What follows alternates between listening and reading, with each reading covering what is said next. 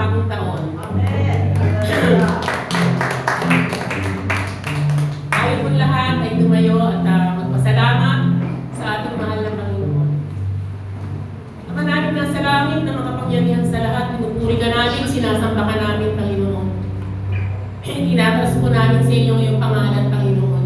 Salamat po ng marami, Lord God, sa Paskong nagdaan, Panginoon, na lubos-lubos, Panginoon, ang biyaya mong pinagkaloob sa amin, Panginoon.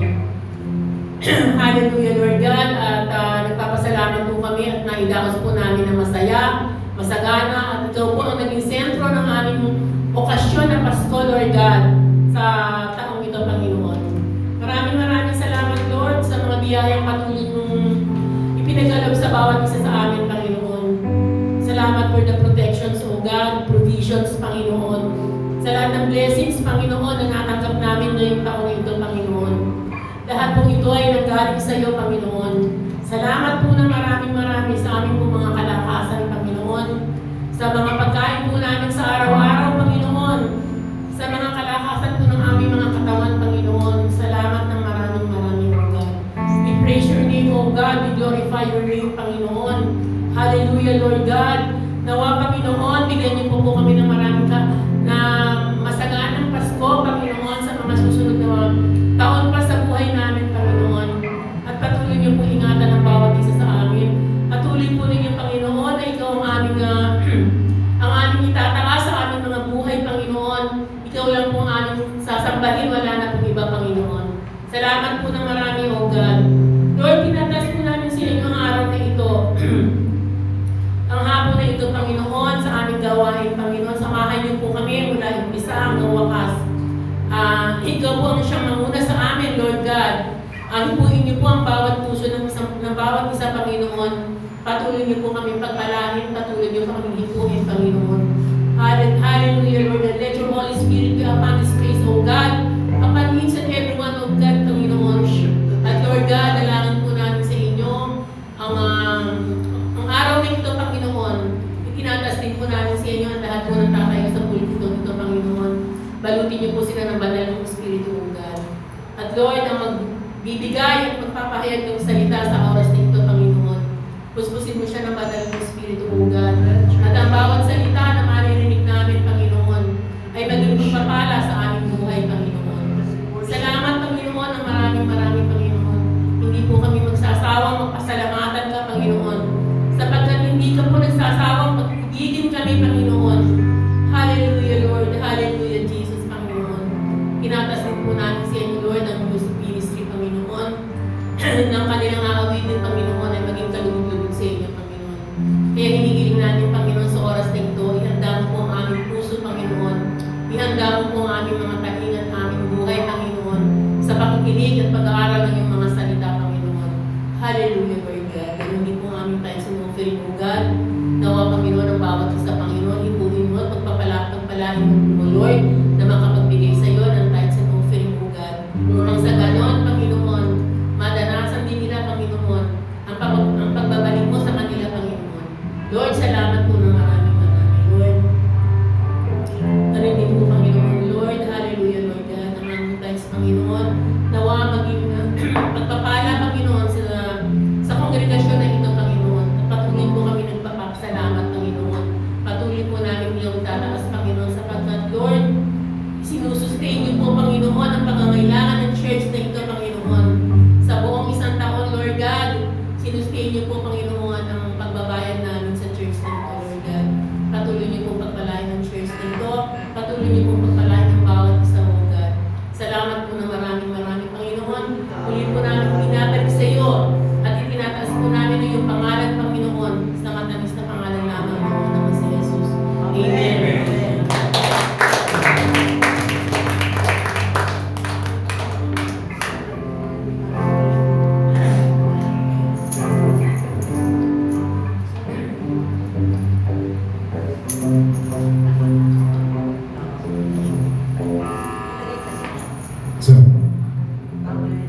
So muli isang mapagpalang araw ng linggo sa bawat isa. Palakpakan po natin ang ating Panginoon. Tunay nga na napakabuti niya sa atin. At matatapos pa nitong taong na to, pero yung ating pasasalamat ay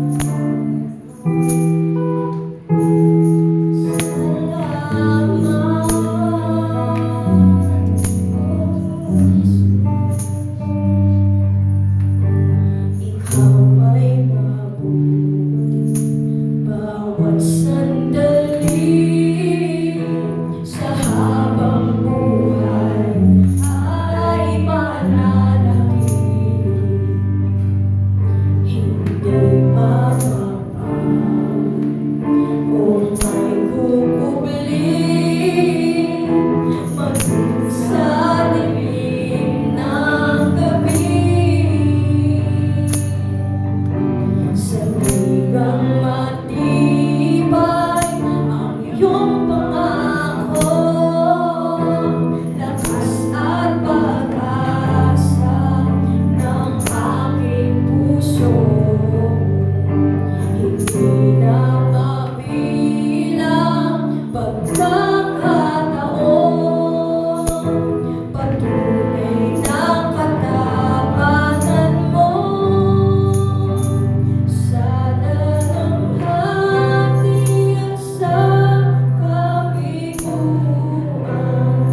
sa pagluha ng pusong nasugatan,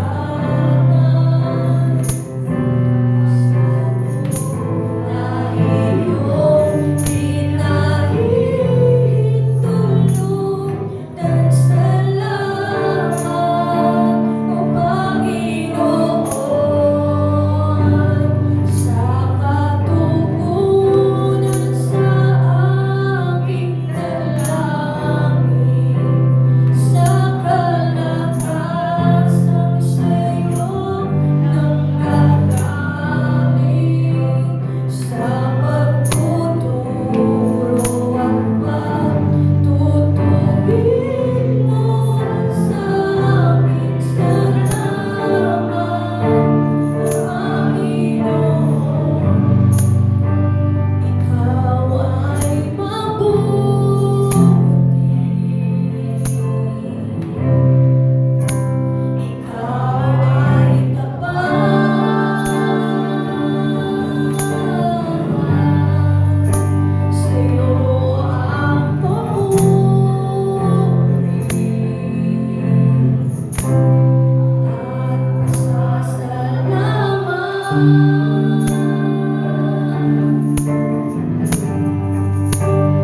Ikaw ay mabuti, O Diyos.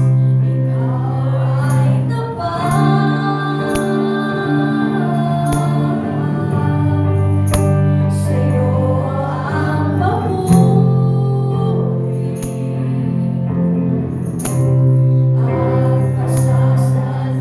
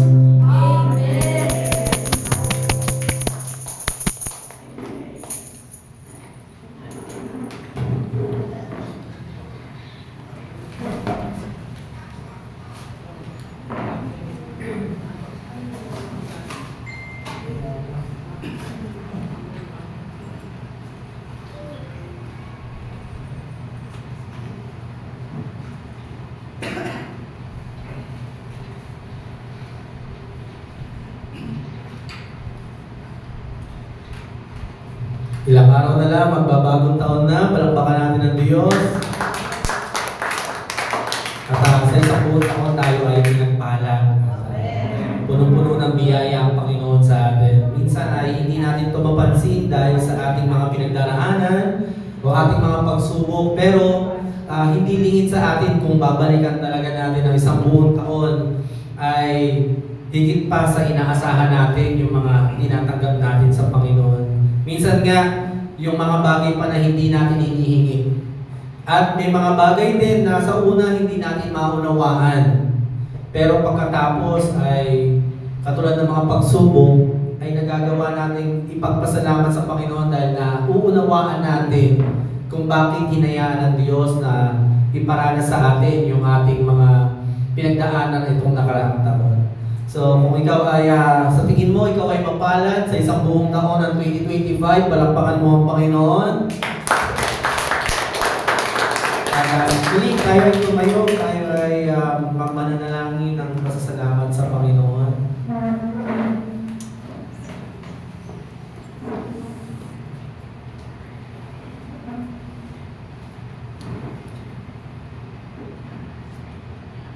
Diyos na makapangyarihan sa lahat, Ikaw na tumawag sa amin ng mga anak at lalapit kami sa iyo bilang mga anak na nangangailangan sa kanyang Ama sa langit. Panginoon, dito po kami muli umaasa sa iyong mga salita na buhay, ibibigay sa amin ng pag-asa. Nandito po ang mga anak mo. Nagtipon kami sa lugar na ito upang pasalamatan ka kahit man lang sa huling natitirang linggo ng taon na ito ay magawa namin ibigay ang lahat ng meron kami na papuri at pasasalamat sa iyo. Papalinis kami sa iyo, papakumbaba. Inaamin namin na wala kaming magagawa kundi lang dahil sa iyong banal na Espiritu. Kaya naman po, salamat sa mga pangako na iyong ibibigay sa amin upang ihanda kami sa susunod na taon. At sa iyong mga salita na aming naranasan sa isang buong taon na ipapaalala mo sa amin kung gaano makadakila. At ang iyong presensya magbibigay sa aming kalakasan upang matanggap namin ang katotohanan ng iyong mga salita. Sa iyong mga anak na makikinig, ito po ang kumilos, banal na Espiritu, at sa akin na iyong tagapagsalita na gagamitin. Lord, only by your grace, Lord. Your grace is sufficient. Your grace is enough, Lord. Kaya salamat po. Ito po ang aming dalangin sa pangalan ng Panginoong Hesus. Amen. Ito po, maaari na tayo po lahat. At ang ating tema ngayong buwan, syempre dahil dumaan nga lalo na ang pagdiriwang natin ng Pasko, ay patungkol sa pagbibigay. Pagbibigay, giving, o yung pagbibigay sa atin ng Panginoon. At dito naman ngayong pagtatapos ng linggo, na-check po dahil nga medyo magkaroon tayo mga adjustment sa ating gawain. Ito yung nasakto na ating pag-aaralan ngayong linggo na ito. At ito yung huling topic natin this year. So ang topic natin, sabay-sabay natin basahin. 1, 2, 3, go! Ayan, praise the Lord. Ang sabi, ang Diyos, mahal niya ang mga taong masayang nagbibigay sa Kanya. At ayan yung isa sa mga bagay na nakita ko na katangian ng LIJ Church. Palakpakan natin ang Diyos sa buhay ng bawat isa. Dahil mapagbigay, si Bana nga ay nahiya last week dahil ang dami niya natanggap. Sobrang daming blessing. At nakita ko yung asawa ko masaya-masaya, nakayakap dun sa isang kahon ng regalo. Sabi niya, din nakakahiya naman, di natin nabigyan ng regalo. At samantalang tayo, dami-dami nating natanggap. Kaya ayan talaga yung katangian o itinuturo sa atin ng Panginoon na sobrang laki ng binigay niya sa atin. Tayo mismo sa sarili natin, hindi na tayo i-require ni Lord na, oy, magbigay ka o pipilitin ka niya magbigay dahil sa laki ng natanggap natin. Mano man lang tayo din naman Dahil sa lalim ng pag-ibig ng Diyos na ipinakita niya sa cross, ay nais natin pong suklian sa abot ng ating makakaya. Amen? Kaya ang mga Kristiyano ay hindi maramot. Amen? At marami akong na-encounter ng mga simbahan at isa sa mga strength talaga ng LAJ Church o ng simbahan na ito o itong community na ito ay magiliw kung magbigay. Kaya masarap mag-church dito, no, Eric? Dito may merienda. Doon wala eh. Talagang sagana. Kahit na mga nasa abroad na yung mga miyembro, talaga nagbibigay pa rin, talaga nag-iikapo pa rin, nag-o-offering, nagpe-pledge. At dahil yan sa biyaya ng Panginoon. Hindi naman natin magagawa lahat ng ito kung hindi tayo tumanggap sa Kanya. Tayo ang unang tumanggap, kaya nagagawa natin magbigay, kaya wala tayong may pagmamalaki. Basahin natin yung teksto kung saan sinabi yan ni Paul sa 2 Corinthians 9:6 and 8. Tandaan ninyo ito, ang naghahasik ng kaunti ay umaani ng kaunti. Ang naghahasik ng marami ay umaani ng marami. Sa pagbibigay yan, ang nais ituro ni Paul sa mga taga-Corinthians, magbigay kayo ng marami para tumanggap kayo ng marami. At kung kakaunti lang ang iyong tinatanim mo, ibinibigay, kakaunti lang din ang iyong tatanggapin. Ang bawat isa sa inyo ay magbigay ng ayon sa sariling kapasyahan, nang walang pag-aatubili at hindi sa pilitan. Dahil mahal ng Diyos ang mga nagbibigay ng may kagalakan. One of the attitude na dapat nating tandaan sa teksto na iyan, sa verse na iyan, ay yung pagbibigay. Hindi lang nagbigay ka. Kasi pwede ka magbigay ng mabigat sa loob eh. O pwede ka magbigay out of commitment. Pero yung magbibigay ka ng may kagalakan, ibig sabihin, yung pagbibigay mo ay bunga ng kagustuhan, pag-ibig o kabutihan mula sa iyo. O sa naranasan mo sa tao. Kaya iba yung giving sa cheerful giving. Pag cheerful giving, ito ay out of your willingness, kalayaan, kagustuhan ng iyong damdamin o ng iyong kaisipan. Sabi niya, huwag sa pilitan. Mahal ng Diyos ang nagbibigay ng may kagalakan. Lahat naman tayo mahal ni Lord, di ba? At kahit nga ang mga tao hindi mapagbigay, mahal din ng Diyos. Tama po ba? Oo naman, lahat naman ng tao minahal ng Panginoon. Pero ano ibig sabihin nung sinabi ni Paul, mahal ng Diyos ang mga nagbibigay ng may kagalakan? In that verse 9, i-emphasize ni Paul, ang Diyos, He delights or takes pleasure to those who are giving cheerfully. Hindi lang niya mahal, kumbaga nakakaramdam ng kagalakan ng Diyos sa kanyang puso at dahil nakakaramdam siya ng kagalakan sa mga tao na yan, gusto niyang pagpalain, palalo yung mga taong nagbibigay. Ay yung ibig sabihin na mahal ng Diyos ang mga nagbibigay ng may kagalakan. Hindi lang ikaw at ako mahal ni Lord. We are all loved by God unconditionally, equally, and eternally. Pero nung sinabi niya, mahal niya ang mga nagbibigay ng may kagalakan. Ito yung gusto niyang i-express palalo yung kabutihan niya sa mga taong marunong magbigay ng may kagalakan. At magagawa ng Diyos na ibigay sa inyo ang higit pa sa inyong pangangailangan. So, hindi lang niya tayo gagawa ng mabuti, kundi sabi ng Panginoon, hindi ko lang ibibigay kailangan nyo. Higit sa inyong mga pangangailangan. Para sa lahat ng panahon ay maging sapat kayo sa lahat ng bagay at lagi niyong matulungan ang iba. So ito, kung bakit ang Diyos, lalong pagpapalain ang mga mapagbigay, ang mga generous people, ginagawa ito hindi para may maisumbat o dahil for whatever reason, kaya lalo silang pagpapalain ni Lord para maibigay ang kailangan nila at hindi lang yung sa kanila, matulungan ang iba. Sino dito gustong tumulong sa kapwa? Siyempre, masarap tumulong, di ba? Sa mundo natin, gulangan na di ba? Para magulangan ng iba. Ngayon ang patakaran, kahit sa mga business, sa mga... Pero, sa Diyos, magpapalain kita anak para lalo ka pang makatulong sa iba. Ang verse na ito ay sinulat ni Paul sa mga taga-Corinthians. Ang mga Corinthians po ay sila ang mga tao may mga maayos o matataas ang mata sa buhay. At sila yung mga may pinag-aralan. At masasabi na among all the churches, sila yung may kakayahan financially talaga. At dalawang church ang binanggit dito ni Paul. Yung isang church na binanggit niya yung Macedonian Church. At yung Macedonian Church, ang pinagkaiba niya sa Corinthian Church, ang Macedonian, kabaliktaran sila, hindi sila mga mayayaman. Actually, hindi lang sila mahirap. Ang sabi sa sulat ni Paul, dumadaan sila sa matinding paghihirap. Hindi lang mahirap, may matinding paghihirap. At hindi lang sa bawat pamilya, sa komunidad mismo. So, ibig sabihin, may nangyayaring sakuna talaga na nagdudulot kung bakit naghihirap yung Macedonian.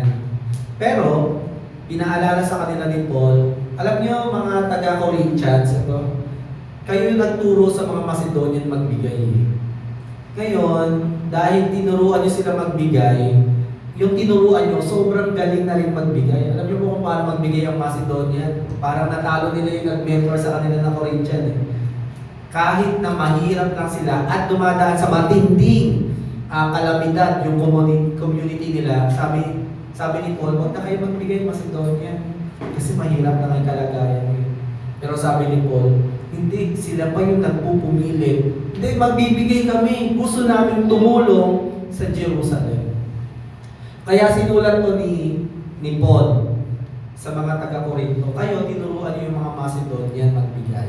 At ngayon, napakainam o napakaligalig nila magbigay na kahit naghihirap sila, sila pa yung nagpupumilit magbigay. Ngayon, gusto ko ipaalala sa inyo, ipagpatuloy niyo yung inyong pagbibigay. Katulad nga na sinabi ko kanina, ang LIJ Church ay talagang strength ang pagbibigay. Talagang ito yung inyong bread and butter. Siguro sa tondo, mga workforce.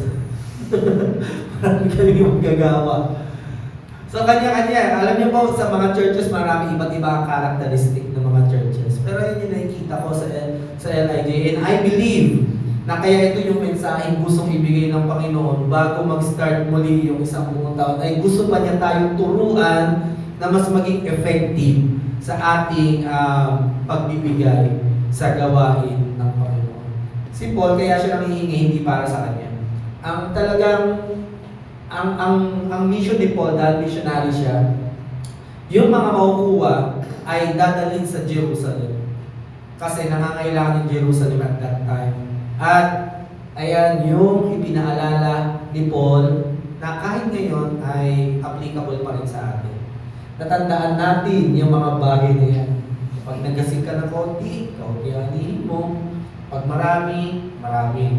At kung ano pang bilin sa teksto. Sa next verse, sa ating pagbibigay, mga kapatid, merong itinuro ang Diyos ng isang at least na parang standard o ito yung bagay na kung may ibibigay ka man sa Panginoon, ito para sa Kanya talaga to. Sino dito ang tumanggap ng regalo na yun talaga yung gusto niya? Siguro parang hanggang ngayon may ina-expect na regalo, hindi yun yung natanggap mo.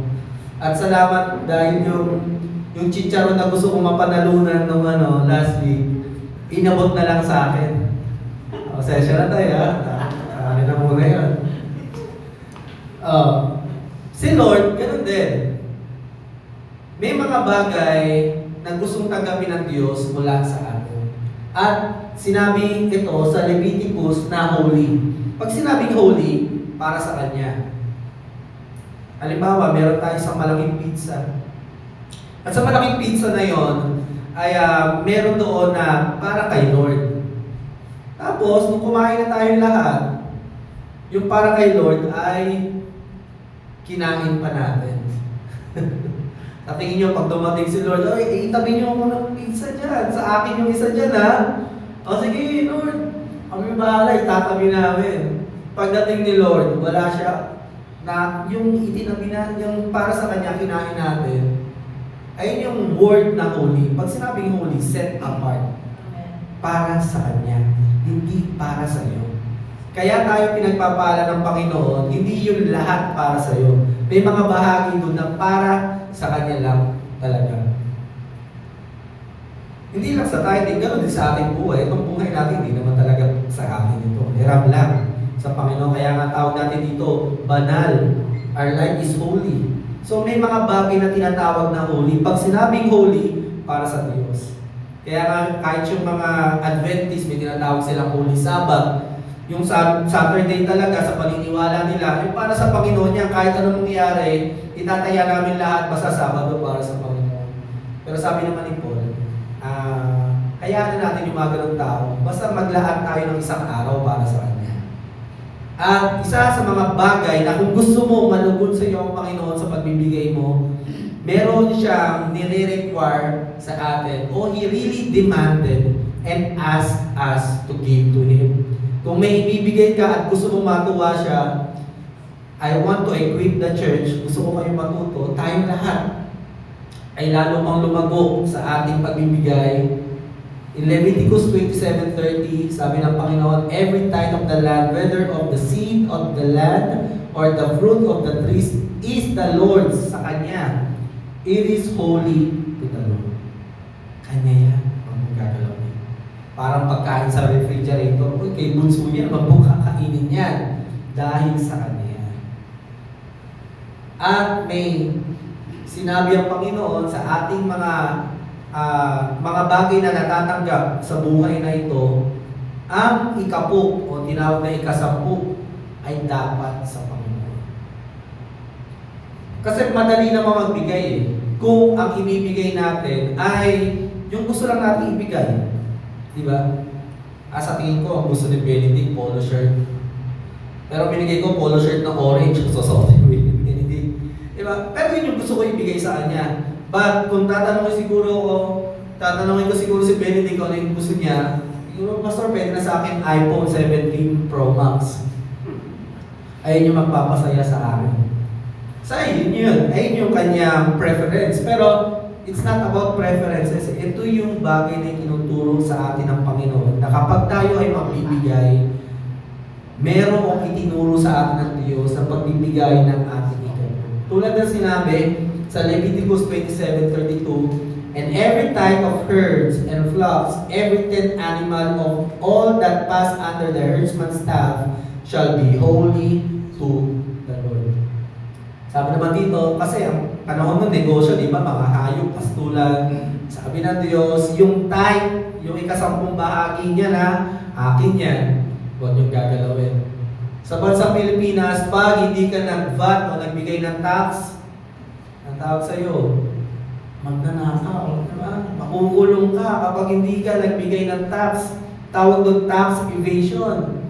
Dahil nga alam natin na dapat magbibigay ako ng bahagi para sa gobyerno. Pero alam niyo, ang idea na yun nagmula sa Panginoon. Bakit kaya hinihingi pa ng Panginoon yan? Dahil ba kailangan niya yan? Para turuan tayo ng mga biblical na pamumuhay para tayo hindi natin makalimutan kung kanino nagmumula lahat ng ating ari-arian. Tingnan natin, sige, bakit ang pagbibigay na may kagalakan, we do it because we want to honor God. Parangalan mo ang Panginoon sa pamamagitan ng paghahandog sa Kanya ng mga unang bunga ng iyong ani.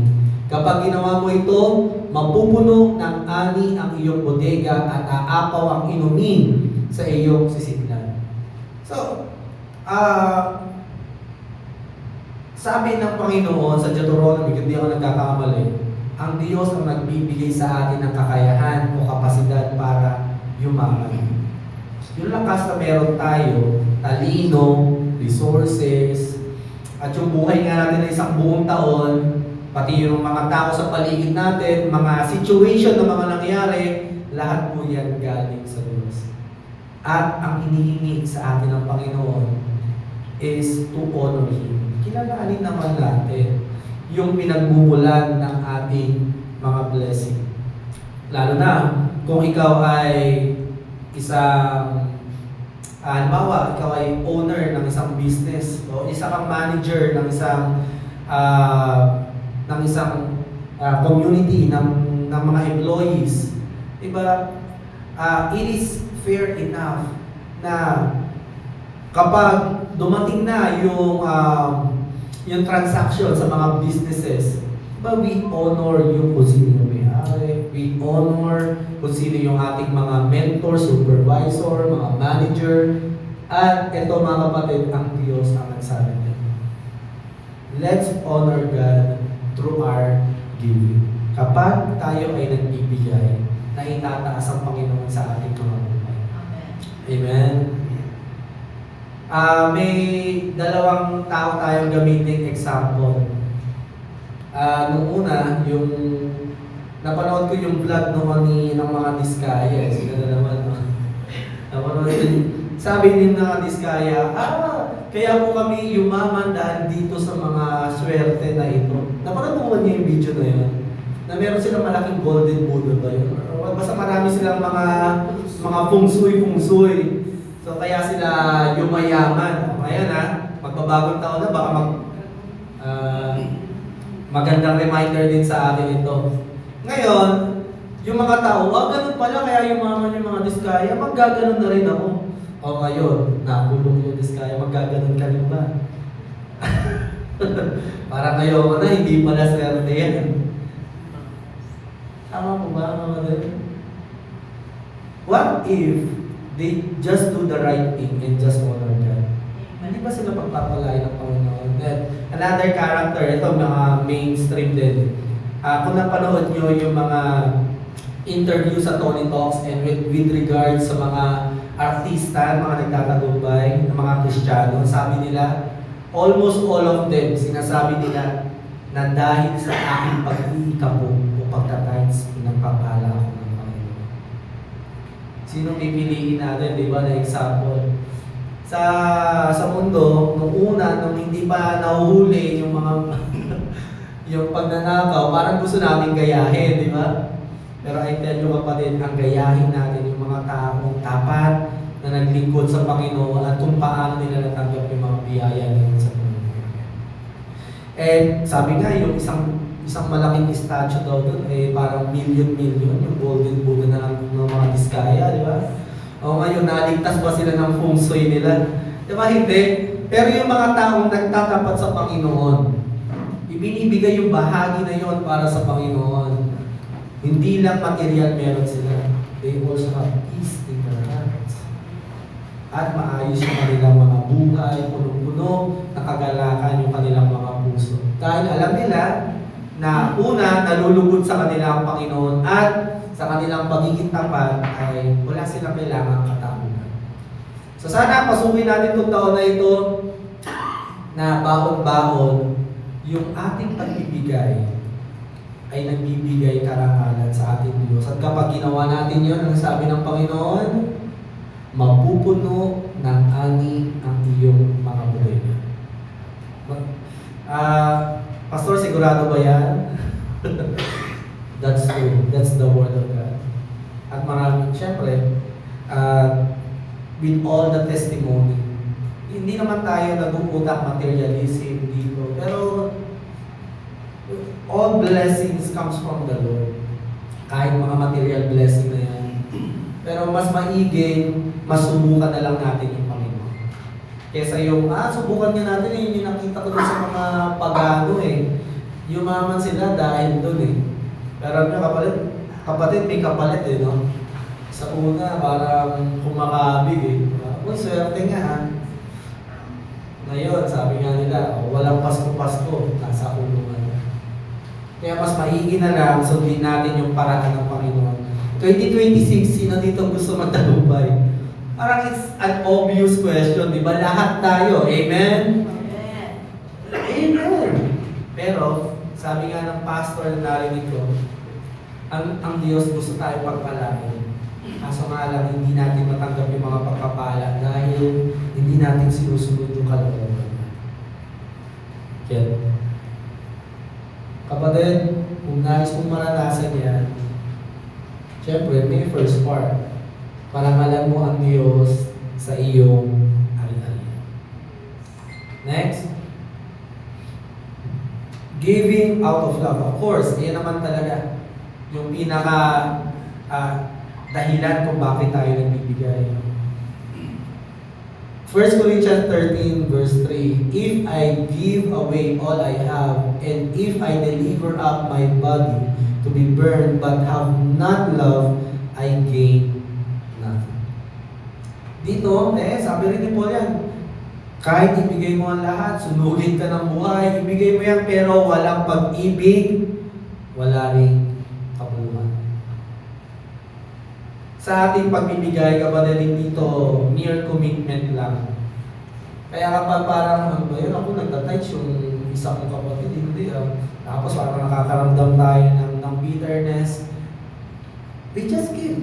Bigyan lang natin. At hayaan natin ang Lord mag-deal sa Kanya. And after all, we keep God dahil nakatanggap lang tayo sa Panginoon. Amen?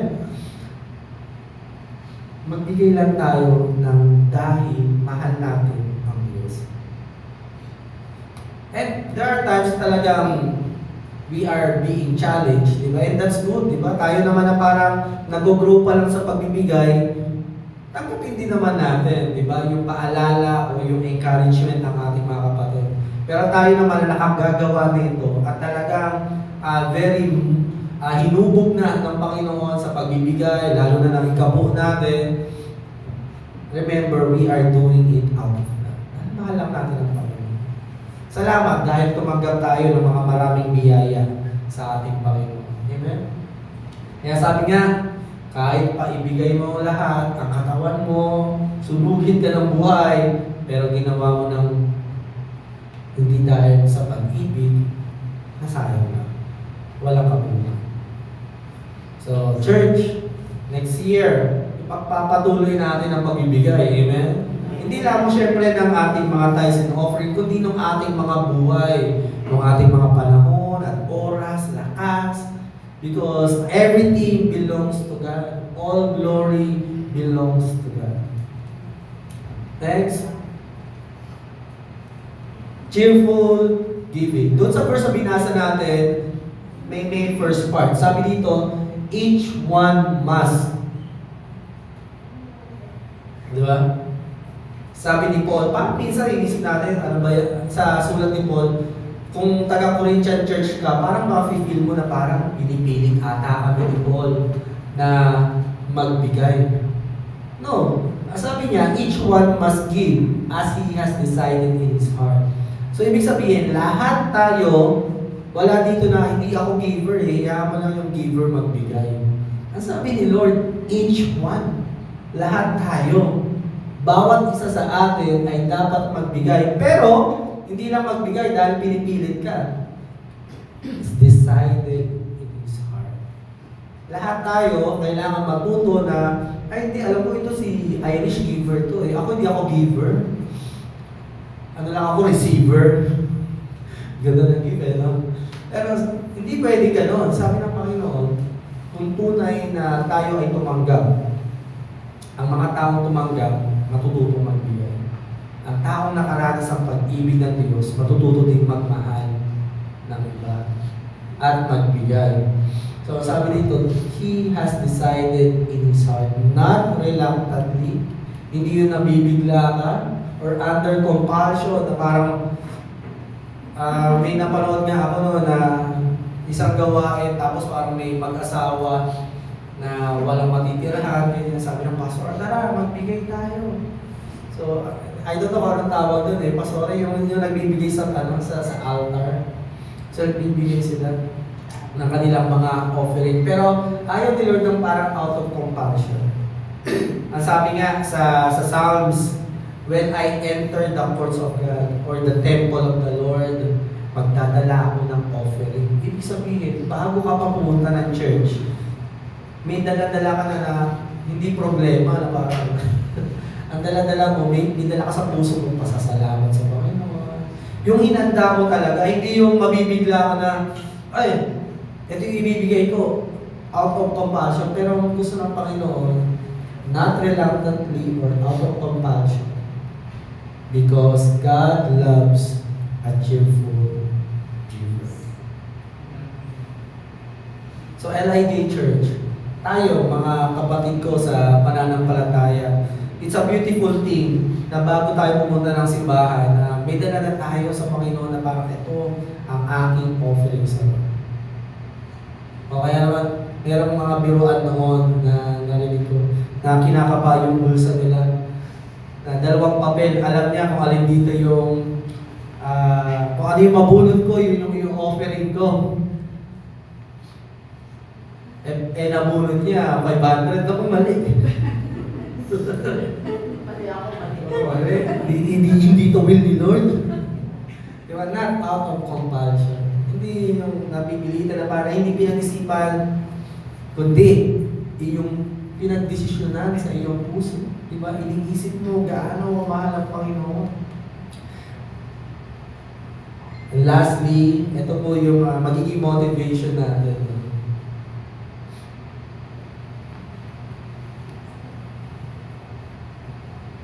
And this not as we expected, but they gave themselves first to the Lord, and then by the will of God to us.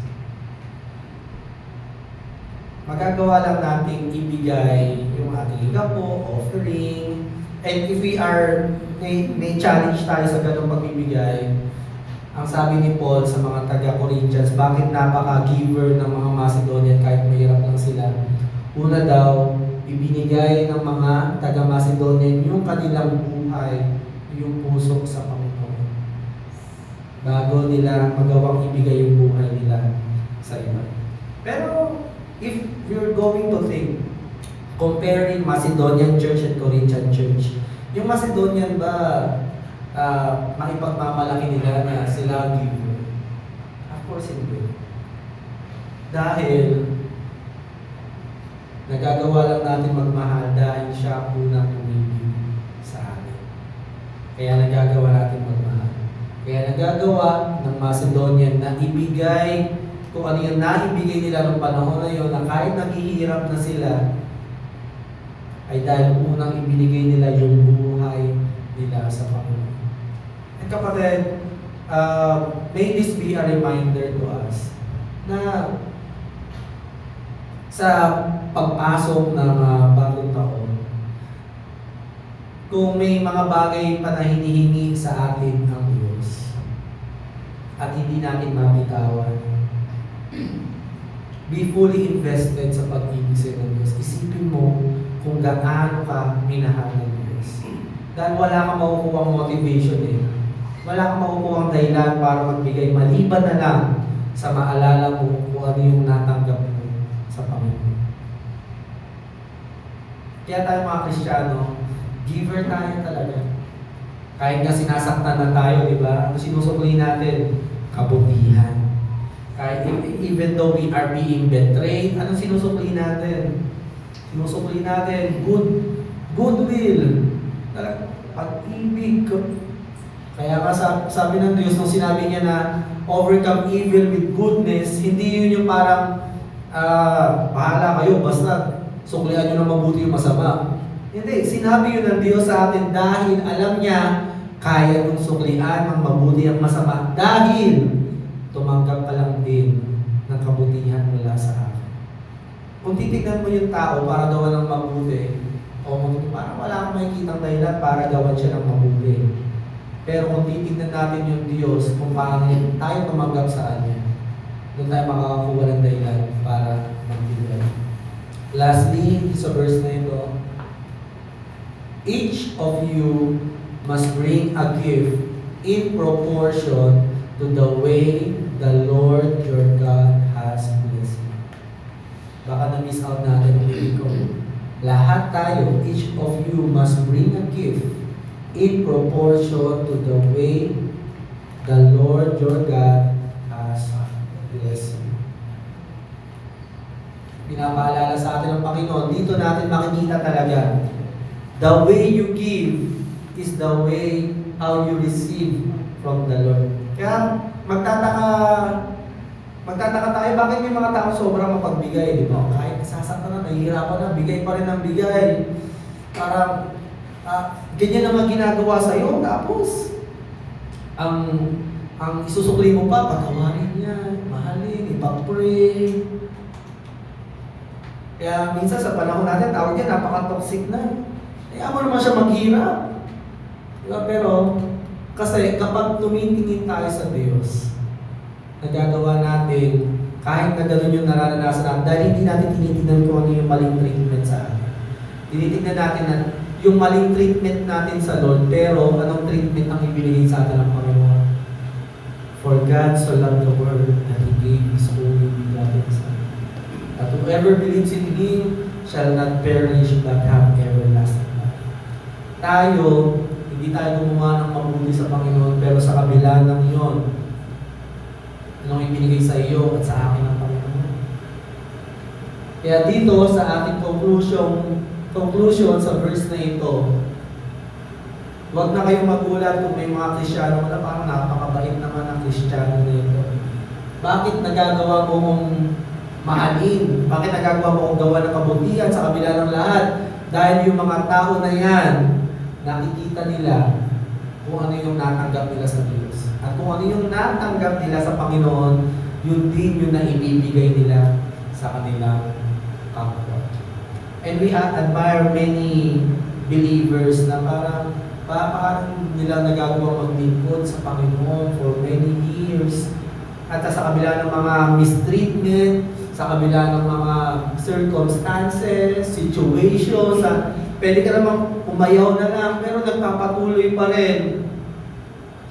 Because not of themselves, hindi dahil sa kanila.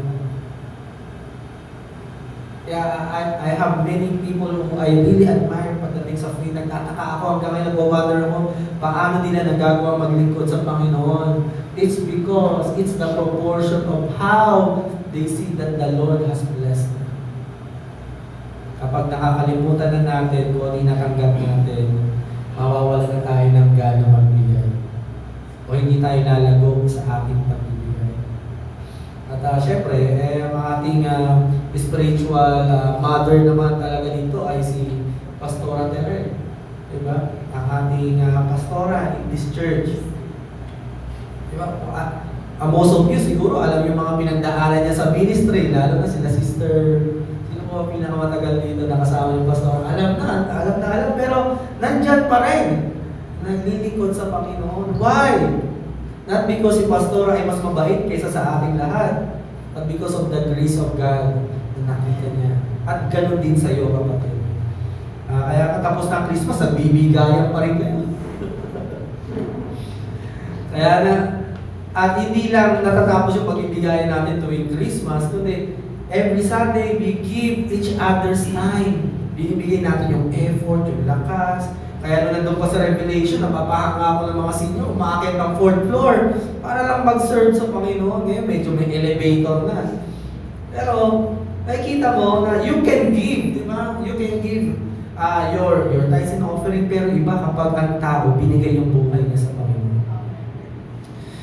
Mamamangha ako, bakit siya naglilingkod sa Panginoon? It's not because of who we are, but because of what the Lord has done to us. O ano yung blessing na binigay sa atin ng Panginoon. So LIJ Church, may I call you again, continue, katulad ng sa Corinthians, ipagpatuloy nyo ang inyong sinimulang pagbibigay na natututunan ng ICF Church.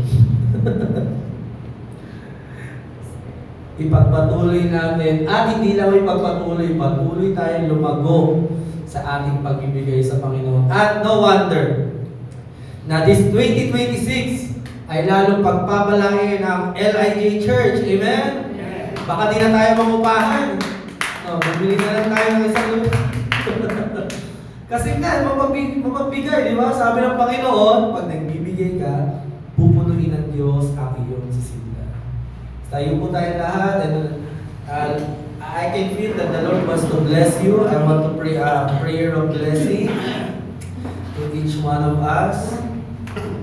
Lord, bless your people in this place. Bless their work, bless their businesses, bless their family, bless their health, bless their wealth, bless everything na meron sila na pinagkatiwala mo. And I pray patuloy pong lumago ang kanilang gift sa pagbibigay. They are a blessing to us, Lord. Blessing po ang church na ito sa aming conference, Lord. Blessing ang church na ito sa amin na kapitbahay nilang simbahan. We are so thankful, Lord, that they are a blessing sa mga kapatiran namin na nasa abroad, na nakakaranas pa rin ng pamilya sa Diyos dahil nagpapatuloy ang gawain na ito. Lord, from the bottom of my heart, and by the grace of the Lord, Lord, I desire each one of them be blessed more than what they have imagined.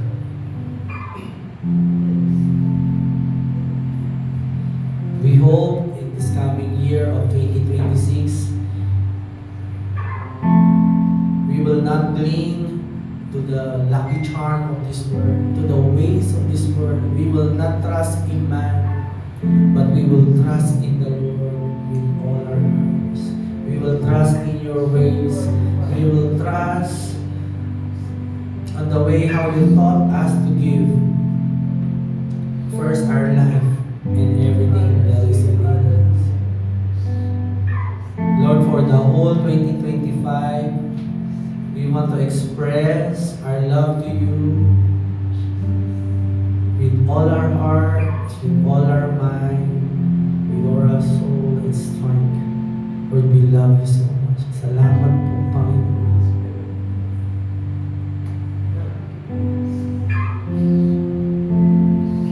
Salamat sa mga panahong iningatan mo kami. You protected us. Ang aming pamilya na kahit minsan sila nagkukulang, but because of our prayer that you taught us, because of our service, Lord, you honor us. Thank you for honoring our obedience. Thank you for honoring our sacrifices. Thank you, Lord, for you are a God who honors His saints, who honors His church.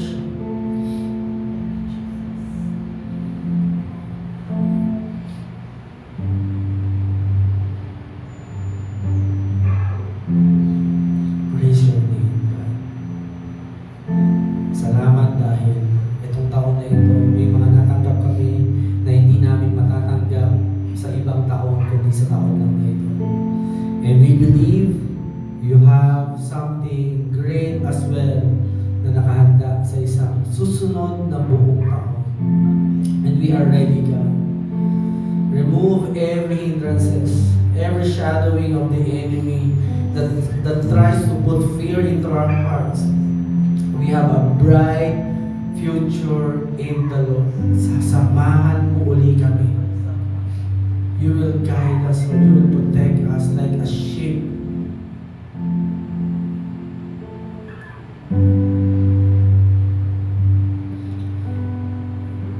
Salamat po sa church na meron kami sa LAJ. Thank you kay Pastora, sa mga manggagawa, mga miyembro. Lord, we honor you. We glorify you sa lahat ng ginawa mo sa aming simbahan sa isang buong taon. Without you, this is nothing. Kung hindi buhay ang Diyos na aming pinaglingkuran, matagal na kami sumuko at umayaw at tumigil na ang gawain na ito. But because the God we worship, we praise, we honor in this place is alive, we are well, God. It is well.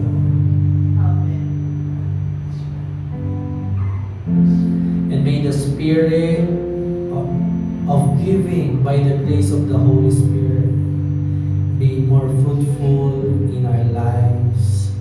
In Jesus' name we pray. Amen. Napakan natin ang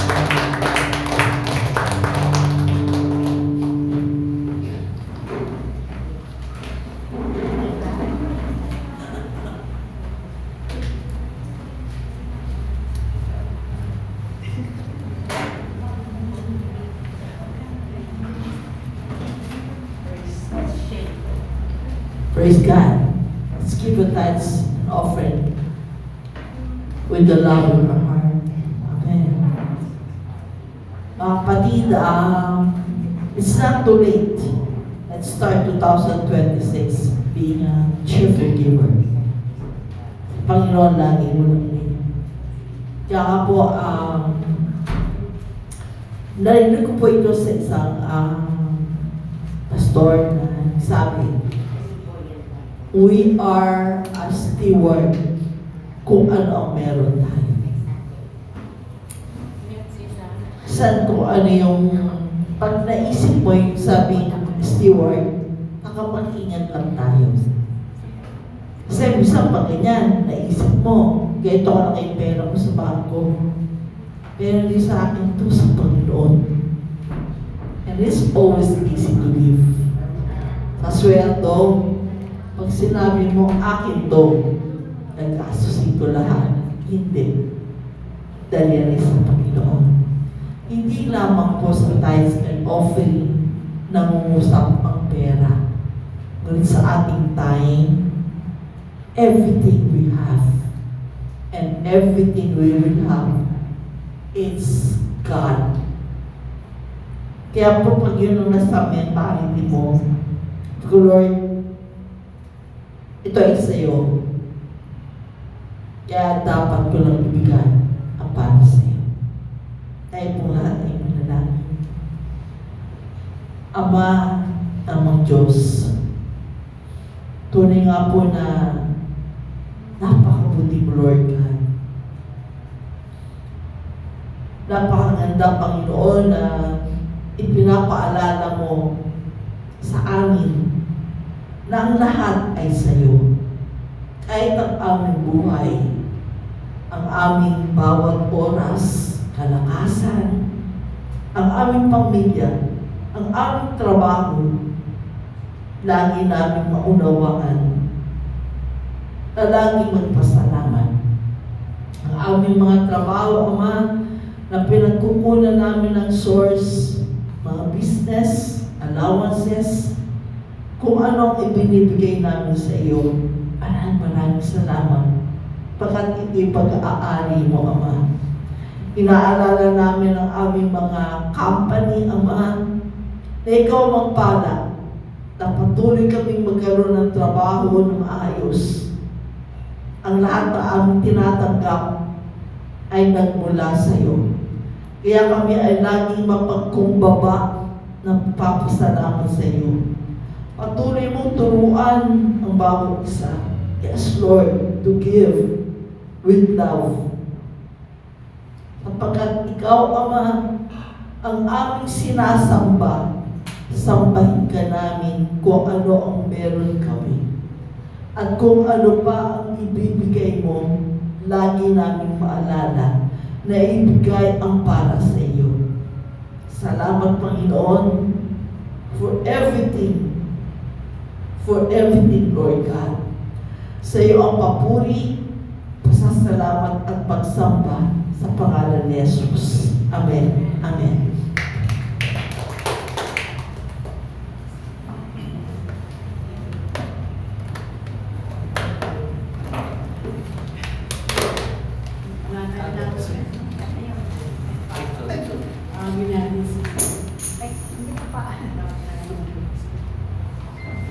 Ay, unat lang po tayo. Meron lang po tayong natitira pang mga gift para sa mga member po natin. Pastora, mauna ka na.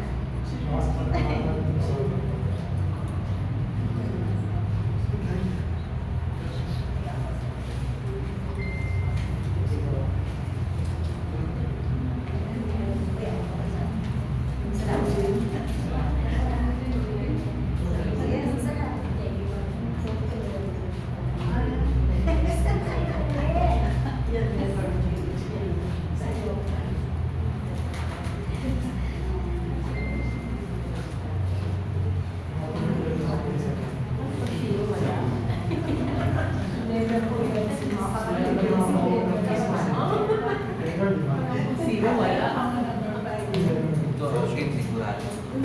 Ano eh, regalo. Ibig sabihin regalo.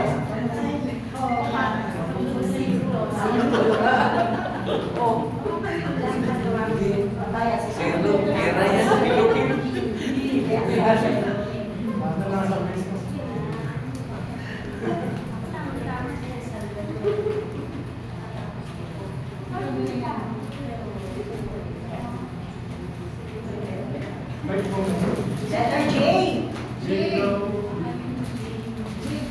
Gusto mo kami announcement ka habang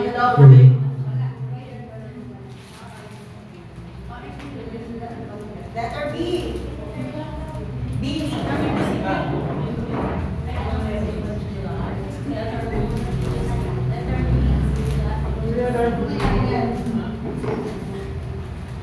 A.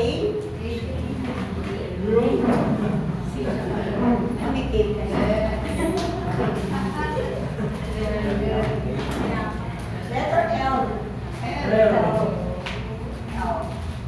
Love. Letter S. Ay, ito. Ayan natin sa ila. Letter F.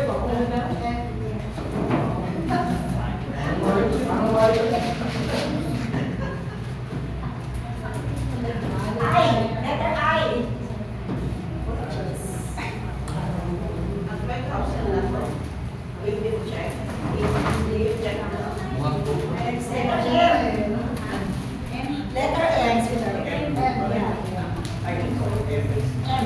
Letter M. Mama.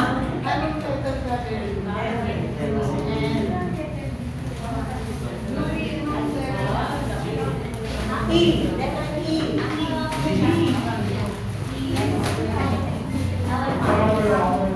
Letter D. Daddy. D. Daddy. D.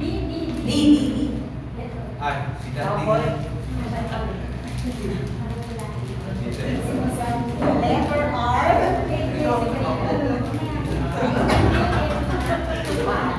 Letter B. Letter B. Letter C.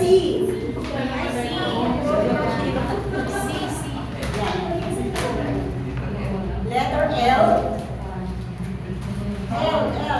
Lala. No. Ay, ano ba sa L ba? L. Letter N.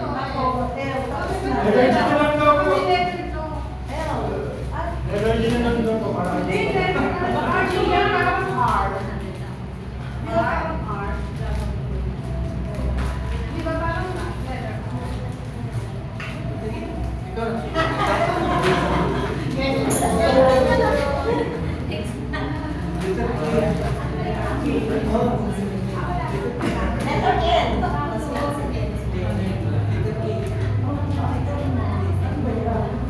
G and letter O.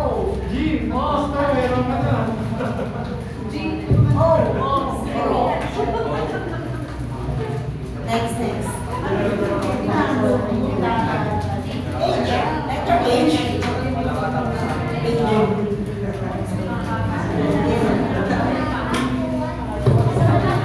Q. Q as in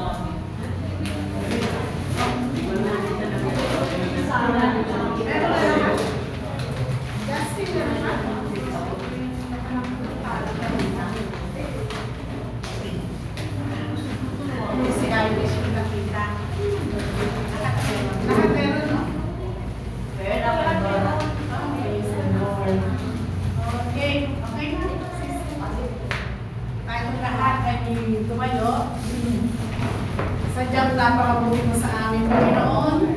At kami po ay nagpapasalamat na sa linggo ng taong ito, kay sadyang napakabuti sa bawat isa. Salamat na. Maraming salamat sa mga blessings, maging sa mga tagumpay na binigay mo sa bawat isa sa panahon ng pagsubok, dahil ikaw, Panginoon, ang mag-iisang Diyos. Salamat po, Lord. Salamat din po at ituturuan mo kami, Panginoon, katulad ng pangyayari sa buhay ni David, at na kanyang offer ay higit na mahalaga, Panginoon. Sabi niya, hindi siya magbibigay ng hindi mahalaga. Kaya, Lord, ang aming mga buhay muna, ang aming ino-offer sa iyo. Dahil sabi nga ni David, I will not offer anything that cost me nothing. Kaya, tanggapin mo yung mga buhay namin, Panginoon. At sa mga susunod na challenges ng 2026, ikaw pa rin ang hindi nagbabagong Diyos na laging nandyan, na umaantabay sa bawat isa sa amin. Thank you for your very presence, Lord. Anong hindi namin alam kung anong magaganap, but we just thank you sapagkat you are the powerful God. You know what lies ahead, at itinitiwala namin sa iyo ang aming mga buhay, Panginoon. Ano man ang maganap, Panginoon, nasa iyong kamay. At hindi mo pababayaan ang bawat isa. Thank you, Lord, for giving the desires of each of our hearts, O Lord. Iyon ay magagaling lang sa iyo. Ang pag-iingat mo ay maranasan ng bawat isa. The wisdom that comes from the Holy Spirit be upon each one, O Lord. At ano man ang mangyari, turuan mo kami, Panginoon, na magpatuloy sa iyo at sa iyo lang magtiwala. Salamat po sa mga ikinabubuhay namin, Panginoon. Ngunit higit sa lahat, ikaw pa rin, Panginoon, ang cause, ang dahilan ng lahat ng bagay na aming tinatamasan, kasama po ang aming mga buhay. Maraming salamat sa iyo, dakilang Diyos.